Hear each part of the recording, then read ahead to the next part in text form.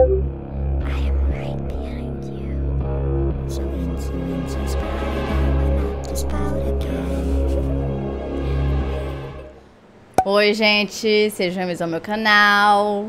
Se você é novo por aqui, eu costumo falar sobre casos criminais reais nas quartas. E em alguns domingos eu falo sobre mitos e lendas enquanto eu maquio ou outras histórias. Então, se você gosta desse tipo de conteúdo, não se esqueça de se inscrever e deixar seu like, de preferência no começo do vídeo, porque isso me ajuda e me ajuda muito. E se você tiver alguma sugestão de casos criminais, mitos, lendas ou basicamente qualquer tipo de história, é só comentar aqui embaixo que eu anoto tudo e tento trazer o mais rápido possível. E caso você também tenha alguma história real de algum caso criminal que aconteceu com você, com a sua família, ou até mesmo na sua cidade, ou quem sabe, um caso paranormal do jeito que a gente tanto ama, é só enviar pro e-mail ddmeanoitestories@gmail.com. Porque quem sabe a sua história pode ser contada no nosso próximo episódio, ou depois da meia-noite. Também não se esqueça de se tornar um membro do canal e participar oficialmente da tropa. Mas eu já tô falando demais, então chega de blá blá e vamos para os relatos de hoje. E antes de começar o primeiro relato, o episódio de hoje ele é apenas com casos sobrenaturais e eu sei que tem uma galera que tem medo, então fica aí o aviso. Como no primeiro e-mail a pessoa não colocou o nome, né, no e-mail eu tenho o nome por conta do nomezinho que fica logo ali em cima. Eu não vou falar o nome porque não sei, acredito que talvez a pessoa não queira ou não gostaria que isso acontecesse, né? Então, vamos lá.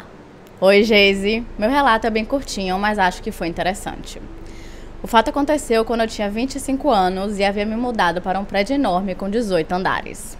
Morava ali com uma amiga e ela estudava à noite. Nosso apartamento era no 12º andar e haviam 2 grandes corredores cheios de apartamentos. O nosso era o quarto à esquerda dos elevadores. Eu trabalhava bem perto de onde morava e chegava em casa por volta das 5h30 da tarde. Ficava um tempo sozinha até minha amiga voltar à faculdade. Talvez por isso acabei fazendo amizade com a vizinha no primeiro apartamento no meu corredor. Ela já era uma senhora, mas eu gostava de conversar com ela. Um dia, eu voltando do trabalho, passei pela porta da vizinha que estava aberta e a vi conversando com uma outra senhora ainda mais velha. Não parei para cumprimentá-la para não atrapalhar. Quando já estava prestes a abrir a porta do meu apartamento, ela saiu do dela e me chamou. Oi, não quis parar para uma palavrinha? Ela perguntou. Então, constrangida, expliquei que tinha visto que ela tinha visita e não queria incomodar. Ela me olhou espantada e disse para eu ir até lá. Me mostrou que não havia ninguém com ela no apartamento, mas me pediu para descrever a suposta visita. Quando eu terminei a descrição, ela me disse que eu havia visto a mãe dela, só que tinha um detalhe. Essa senhora já havia morrido há 8 anos. É claro que tomei um susto, mas como minha vizinha era espírita, ela me explicou várias coisas. Inclusive que eu podia rezar e pedir para não ver o que eu não queria ver. Deu certo por um tempo, não para sempre.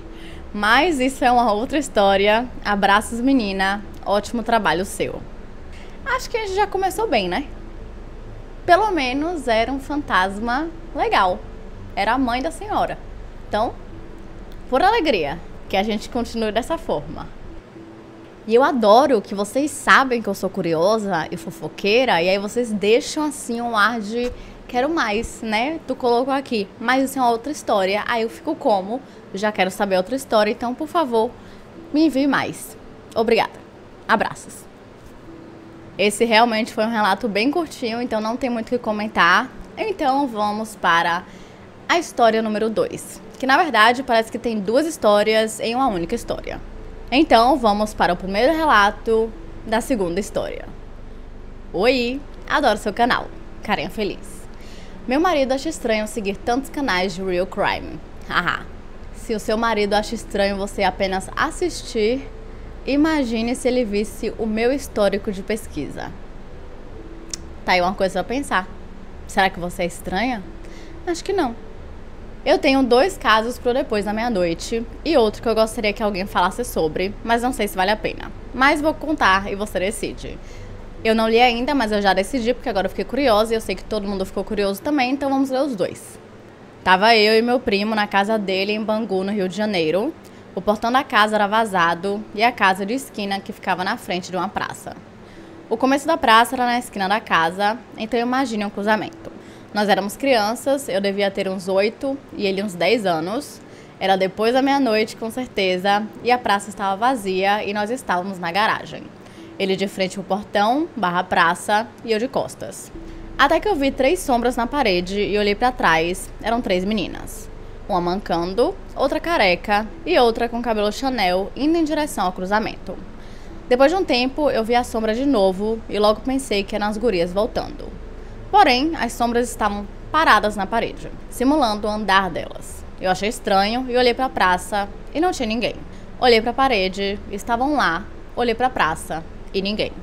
Meu primo percebeu e fez o mesmo, então ele viu a sombra e perguntou onde estavam as meninas até que a sombra sumiu. Tudo muito estranho, mas ficamos lá.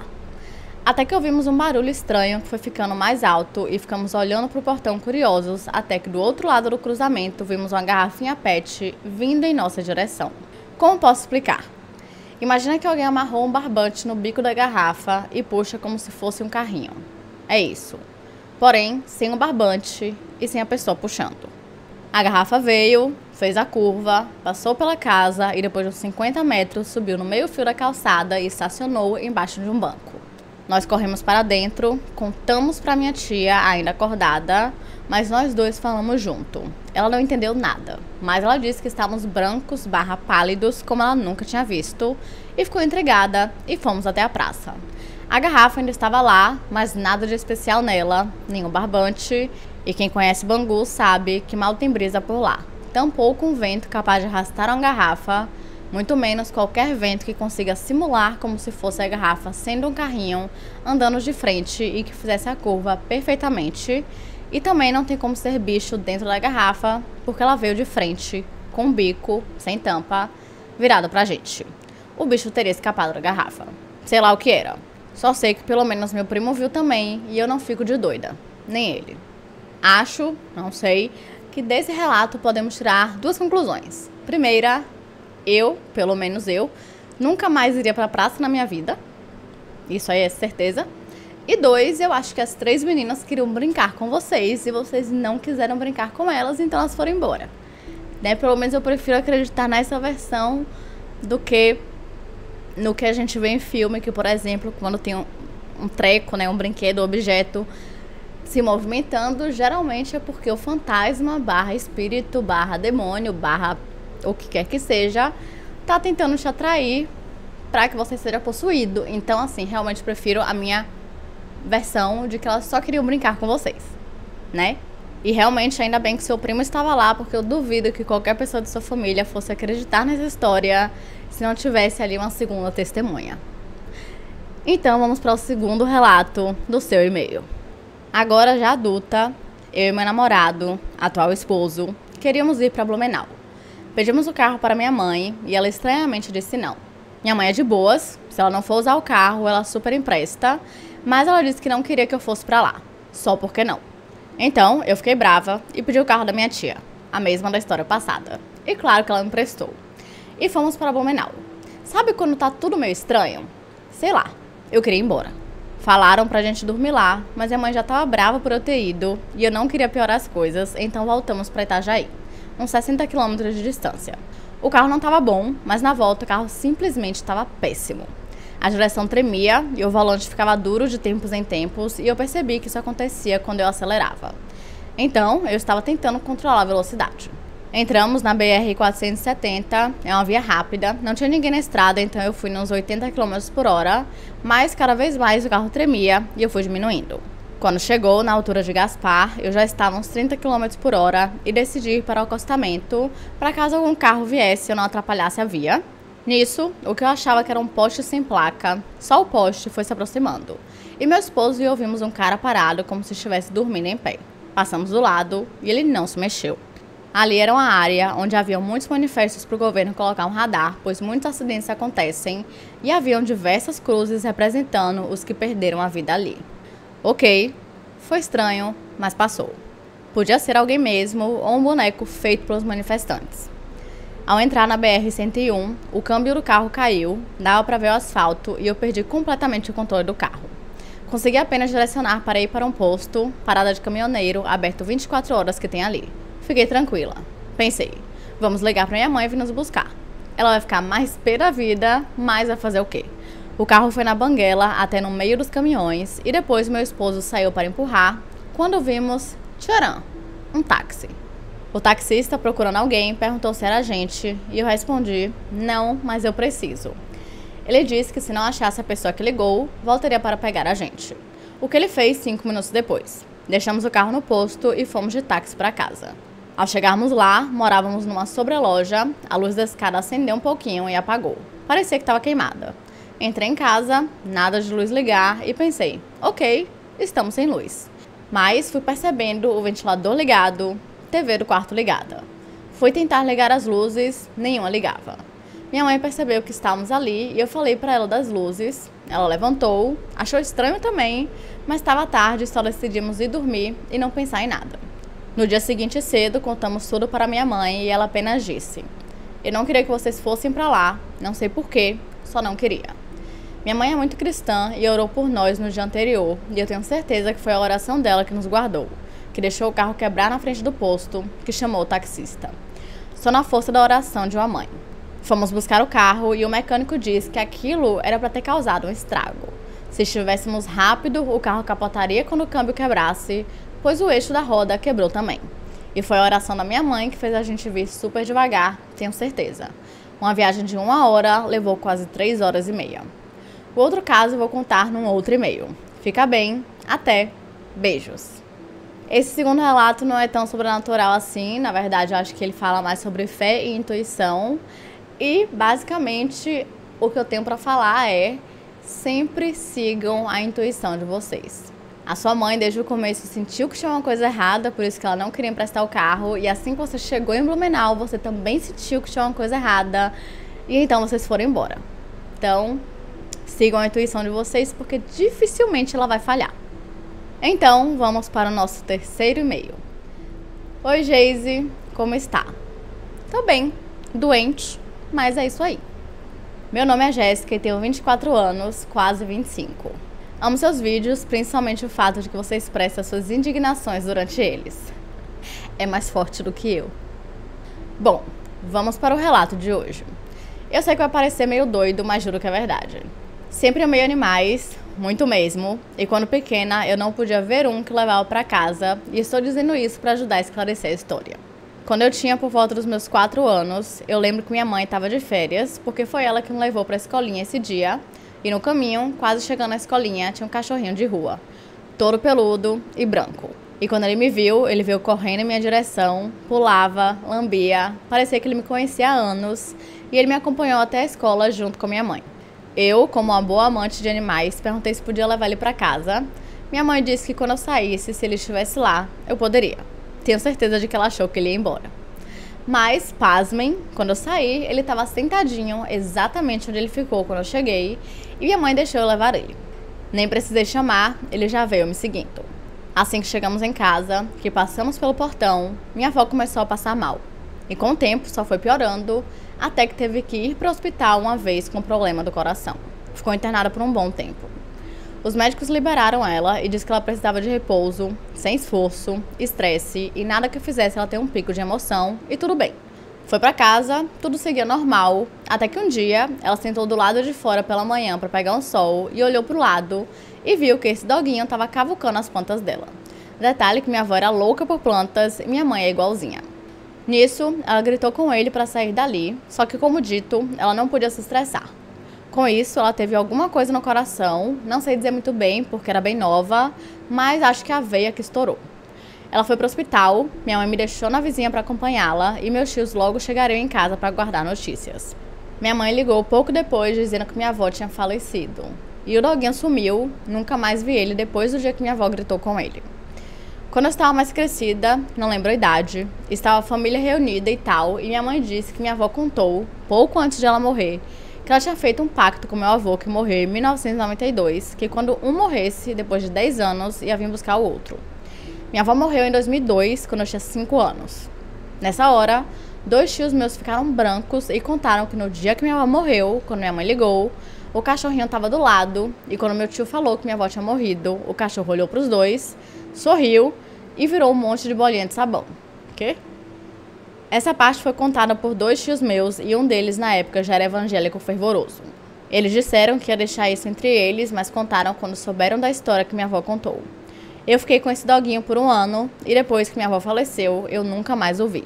E alguns anos depois que minha avó havia falecido, eu estava dormindo com minha mãe, como sempre, e a gente acordou ouvindo um barulho e quando olhamos para a porta, ela estava aberta, com a luz de fora acesa e quando fomos olhar, tinha uma cadeira branca, daquelas antigas que abrem e fecham, com um cachimbo em cima.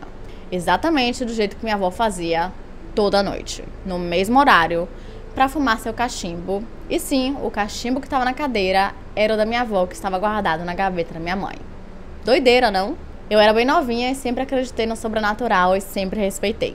Mas essas 2 histórias são loucas e sempre que eu conto as pessoas ficam em choque, ou porque acreditam ou porque acham que eu sou louca.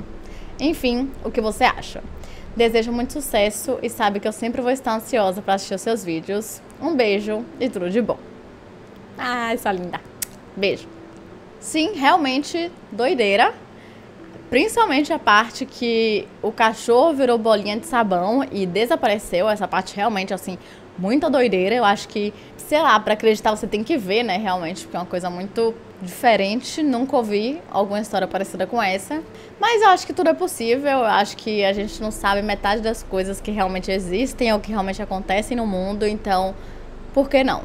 Ainda mais, principalmente porque 2 dos seus tios viram, que já eram homens adultos, né? Já tinha ali toda a formação, então, não sei.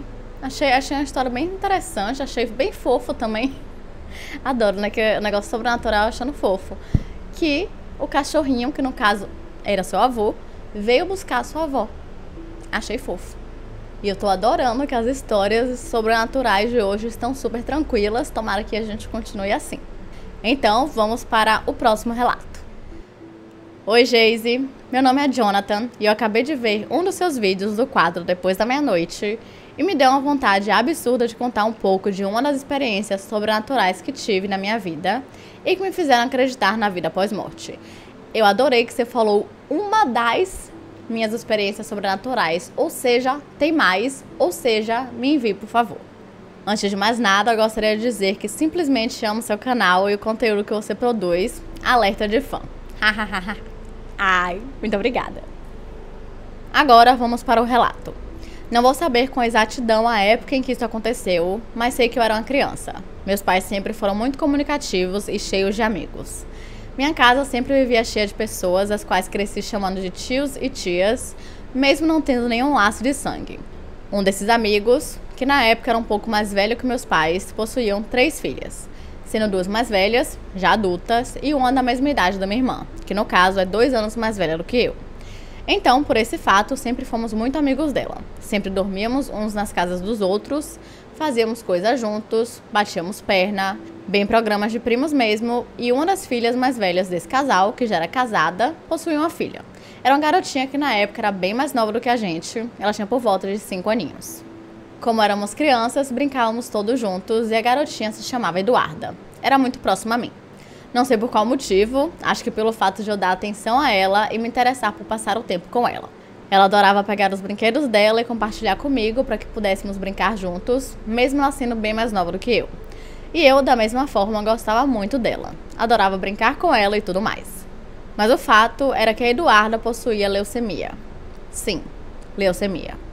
Na época, como eu era pequena, eu não entendia muito bem a gravidade disso, só sabia que ela precisava de muitos cuidados e que tinha a saúde frágil. Acontece que em um dia, chega a notícia de que a Duda acabou falecendo devido a uma complicação.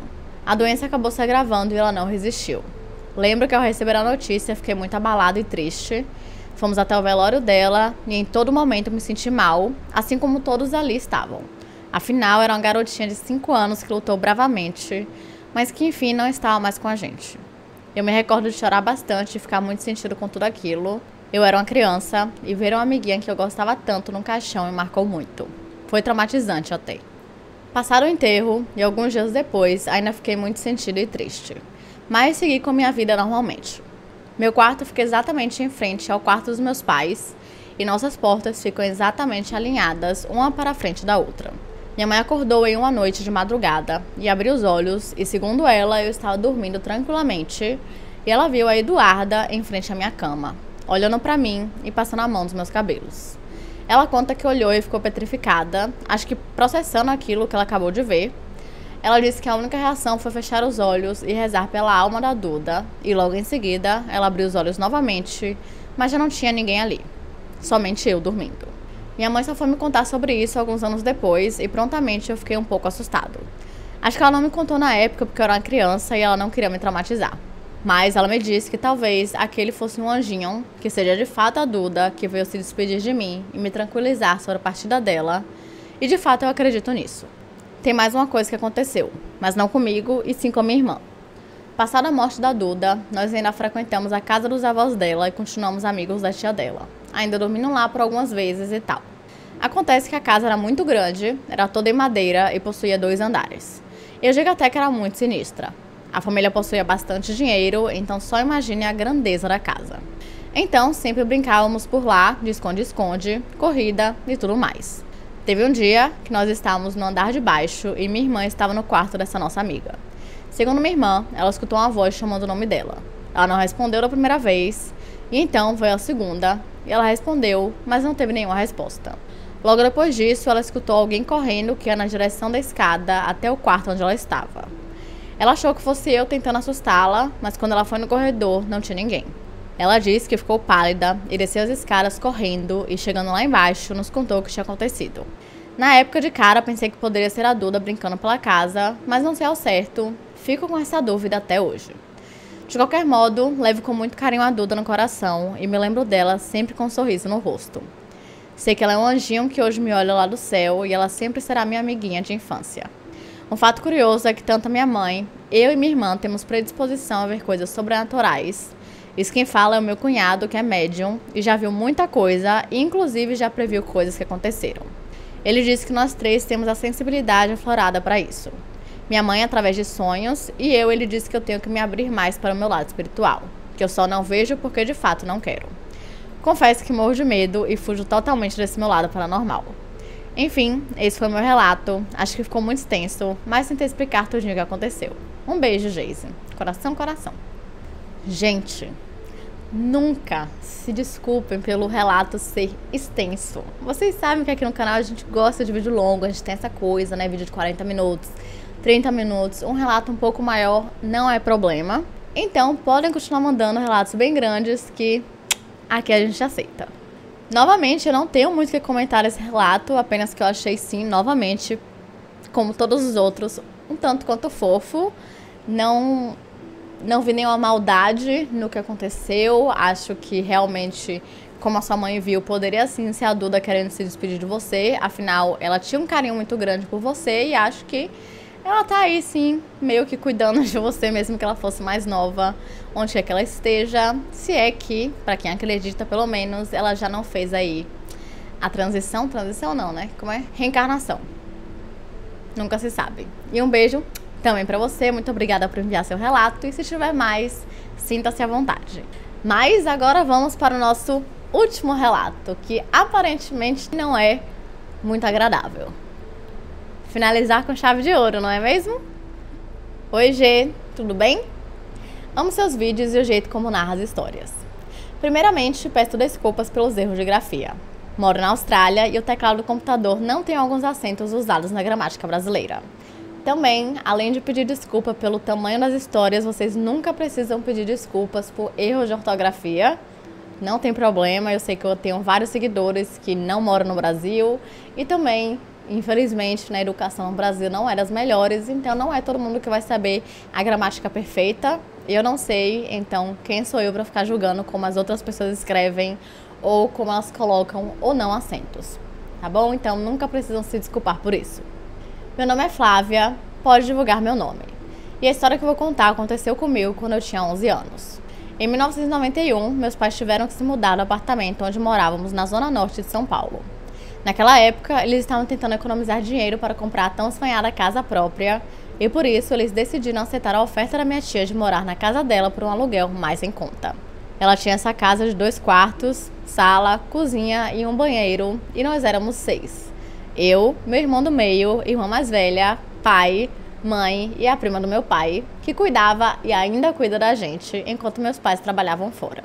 Meus pais sabiam que nós poderíamos nos ajeitar nesse espaço pequeno e começamos a nova vida. Um quarto para eles e outro para nós 4. Em 2 beliches com um cômodo no meio, uma televisão e um relógio no topo. No mesmo ano, resgatamos uma gatinha, mesmo com os protestos do meu pai, que tinha sido deixada para trás pela mãe. Batizamos ela de Shana. Gente, éramos crianças, sem malícia, e o nome dela era com SH, só para deixar claro. E no primeiro ano naquela casa, fomos felizes. Em 1992, coisas estranhas começaram a acontecer.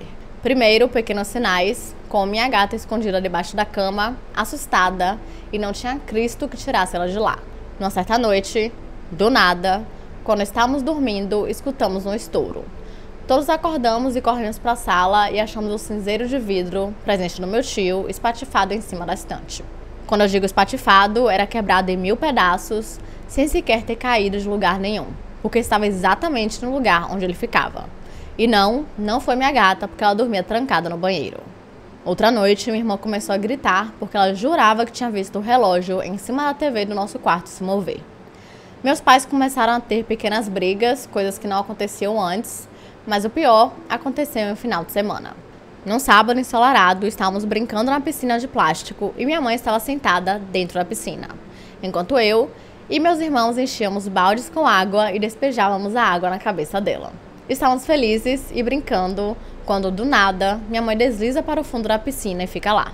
Primeiro achávamos que ela estava brincando, mas quando percebemos que ela não voltava para a superfície, começamos a gritar desesperados pelo meu pai. Lembro da cena até hoje do meu pai vindo correndo e pulando dentro da piscina de chinelo e tudo. Deu trabalho, mas finalmente conseguiu tirar ela da piscina. Ela se debatia e dizia que queria morrer. Só para deixar claro, minha mãe nunca, jamais teve pensamentos suicidas. Quando meu pai a tirou de dentro da piscina, começou a conversar com ela para ela se acalmar. Meu pai era espírita kardecista e percebeu na hora que aquela não era minha mãe. Quando ela se acalmou, ainda de olhos fechados, meu pai a conduziu de volta para dentro da casa, pediu que ela deitasse e começou a conversar com ela de novo. Ela começou a dizer para meu pai que alguém estava tentando levar ela, mas que um índio chamado Pena Verde estava ao lado dela e a estava protegendo. Ele, o índio, disse que aquela casa havia sido construída em cima de um cemitério de índios e por isso pessoas mais sensitivas ficavam vulneráveis lá. Ele pediu para o meu pai falar com suas filhas e prometer que jamais faremos a brincadeira do copo de novo, porque era muito perigoso. Detalhe, meus pais não faziam a menor ideia de que eu, minha irmã e uma das amigas dela havíamos feito a brincadeira do copo na semana anterior, no porão. E com um suspiro, ele se despediu do meu pai. Minha mãe entrou em um sono profundo. Depois de mais ou menos 30 minutos, ela se levantou, lavou a louça e, sem dizer uma palavra, voltou a dormir. Mas dessa vez por 3 horas. Enquanto eu dormia, meu pai conversou com a gente e explicou que minha mãe sempre foi sensitiva. Ele disse que um dia, quando éramos pequenos, ele acordou no meio da noite e achou minha mãe brincando com o cobertor como se fosse uma criança. Então, ele soube que ela era especial. Ele também disse que o Pena Verde era um espírito de luz e que protegia minha mãe. Quando minha mãe acordou, ela veio agradecer por termos arrumado a louça, o que foi um espanto para nós, já que ela mesma tinha arrumado. Ela disse não se lembrar nada, só sentiu uma paz dentro dela. Eu e minha irmã prometemos nunca mais fazer a brincadeira do copo e continuamos cumprindo a promessa. Depois do acontecido, meus pais começaram a procurar a casa para comprar, onde minha mãe mora até hoje. Meu pai descansou em paz há 20 anos atrás. Na nova casa acabaram as brigas, as visões de coisas se movendo, os cinzeiros quebrados, os incidentes com a piscina. Minha gata nunca mais se escondeu assustada debaixo da cama e vivemos longos anos como uma família feliz. Nunca antes contei essa história publicamente, mas depois que você lançou o quadro Depois da Meia-Noite, achei que era uma boa maneira de contar sobre o Pena Verde, meus pais e como esse evento fez eu e minha irmã estudarmos mais sobre espíritos. Um grande beijo dessa sua fã que te admira muito. Flávia. PS, sejam uns casos criminais australianos bem interessantes. Se quiser, posso te mandar os nomes e te ajudar nas pesquisas, se precisar.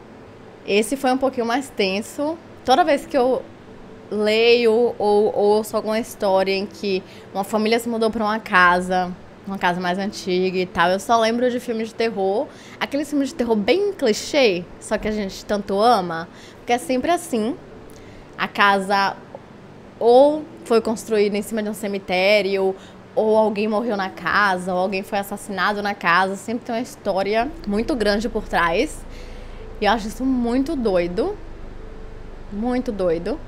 E uma coisa que eu vejo muitas pessoas comentando, pelo menos quando eu assisto filme de terror, é por que a pessoa não saiu da casa. O que eu acho que pra maioria é muito óbvio, mas parece que tem gente que não percebe.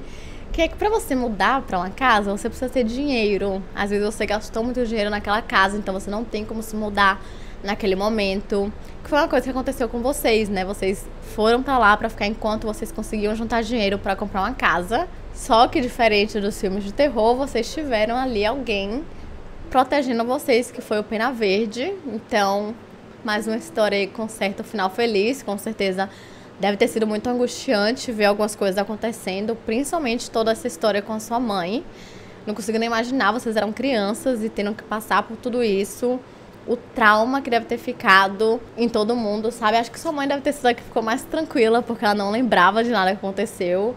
Então pra ela foi tipo, tirei um cochilinho, acordei aqui, a louça tá limpa. Mas pra vocês acho que foi uma coisa muito mais pesada. Mas é muito bom saber que tudo deu certo, que vocês conseguiram a casa de vocês e toda a família conseguiu viver junta lá, feliz por um bom tempo. E sim, pode me enviar sugestões de casos australianos, porque eu sou completamente apaixonada por casos australianos, como vocês já sabem, apesar de eles serem sempre mais pesados do que os outros casos. Mas enfim. E é isso, gente. Esse foi o episódio de hoje. Espero que vocês tenham gostado na medida do possível. Apesar de que foi um episódio um pouquinho mais light, né, em relação aos outros que nós já tivemos. Então, se vocês gostaram, não se esqueçam de se inscrever, deixar seu like, que é muito importante para a divulgação do canal. E se você tiver alguma sugestão de casos criminais, mitos, lendas ou basicamente qualquer tipo de história, é só comentar aqui embaixo. E caso você também tenha uma história real de caso criminal que aconteceu com você, com a sua família ou até mesmo na sua cidade, ou algum evento mais paranormal do jeito que a gente tanto ama, é só enviar por e-mail, dedemeianoitestories@gmail.com, porque quem sabe a sua história pode ser contada no nosso próximo episódio, depois da meia-noite. Então é isso, até semana que vem!